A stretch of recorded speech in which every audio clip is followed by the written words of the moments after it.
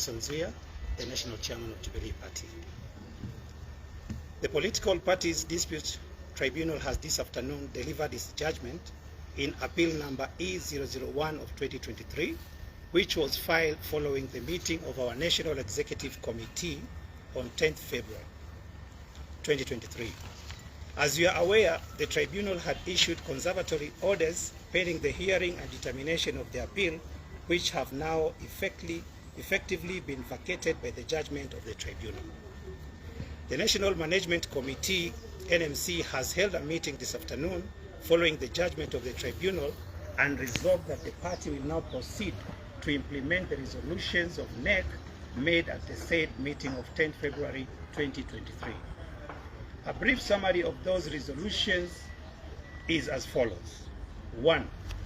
That Honorable Jeremiah Kioni, Honorable David Murade, and Mr. Kagwe Gishohi are suspended forthwith, and their cases are referred to the parties' internal dispute resolution mechanisms for further determination. The Internal Disputes Resolution Committee and the National Disciplinary Committee will be convened immediately to commence the hearing of the matters referred to them. 2. That the following NEC members will hold the following offices in acting capacity pending the outcome of the said internal disputes resolution mechanism. 1. Honorable Kanini Kega will be the acting Secretary General. 2. Honorable Rachel Nyamai will be the acting National Treasurer. 3. Honorable Adan Keinan will be the acting National Vice Chairperson. 3. His Excellency Governor Abdi Ibrahim Hassan, famously known as Guyo, is co-opted as a NEC member. We have a country that is governed by the rule of law, and we have one of the most generous and reformist constitutions actually in the entire African continent. And for those of us who have been part and parcel of the changes, the desired changes that have taken place in this country, we will not accept few individuals who don't believe in the rule of law except when it favors them to mislead Kenyans. The elections were held, democratically held. We all supported the Honorable Raila Amolo Odinga, all of us here as a party, and we lost. We were not satisfied. We went to the Supreme Court. We lost.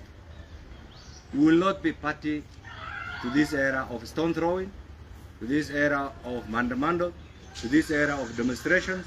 We will operate within the rule of law because as a party we believe in the rule of law. Secondly, on the face of it, technically speaking, we are part of Azimio. But as history will predict, I want you to look at the faces of all the individuals, senior individuals in the Kenya Kwanza government. Look at them, start from the president. Once upon a time, he was judged by ODM. The Speaker of the National Assembly, Dr. Moses Wetangula, once upon a time, changed from being the leader of minority in the Senate. The Honorable Kingi, expelled. The Honorable Mutua, an associate.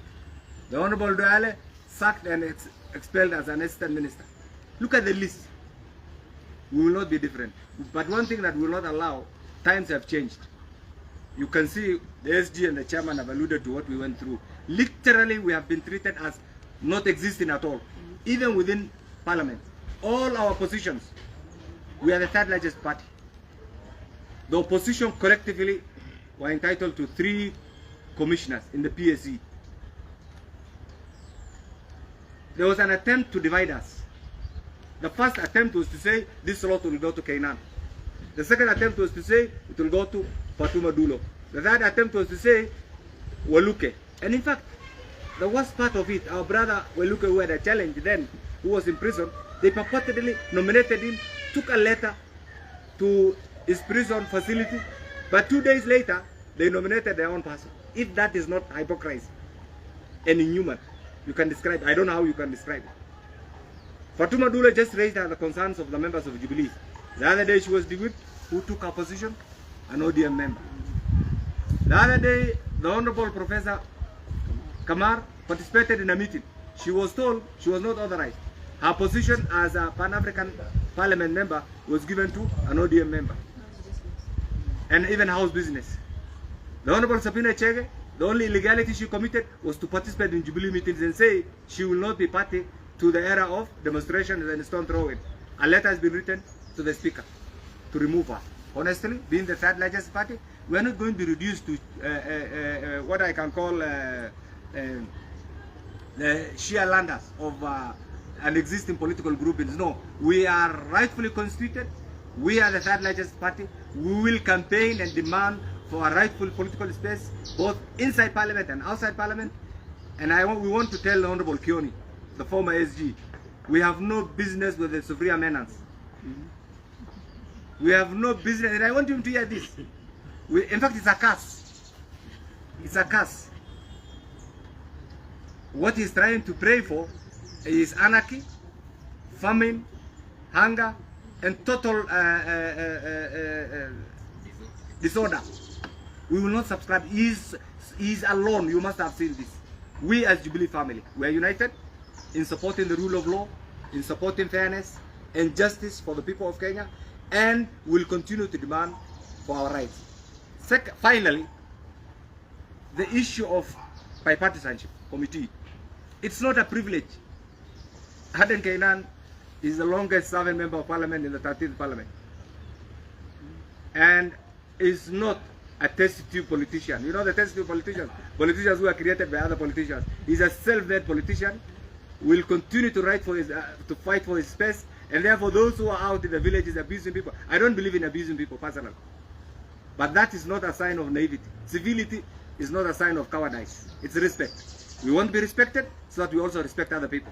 And therefore what we are saying in short is, we'll continue to participate. We want to thank His Excellency the President, the 5th President of the Republic of Kenya, the Honorable Dr. William Samoei Ruto, and his Kenya Kwanza team, for at least realizing that Jubilee is the third largest party in the National Assembly and giving us a slot. That slot is not the preserve of Azimio, and we do not need the opposition. We will continue to participate in issues that will hold the country together, and issues that will preserve our national unity, and issues that will continue to pave way for our democratic space. And therefore, we as Jubilee, we want to promise the Jubilee family that we'll continue to work within the rule of law, we'll continue to fight for our space, we'll continue to represent you as your elected representative or as your leaders, and wherever the national interest demands, we will associate. And right now, we want to say categorically that Jubilee will not be party to the demonstrations that have taken place. Jubilee was not party. Jubilee will not be party to the plans of any future demonstration unless it is tailor-made for the benefit of the Kenyan people. Anything that is tailor-made for an individual benefit, for God's sake. Elections come and go. Let's preserve our national unity. Let's work for the unity of the people of Kenya.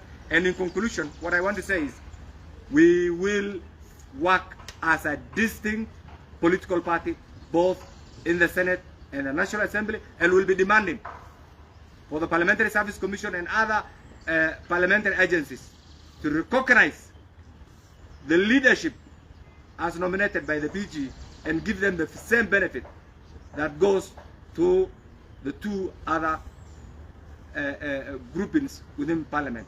Thank you so much, and we appreciate you. Thank you.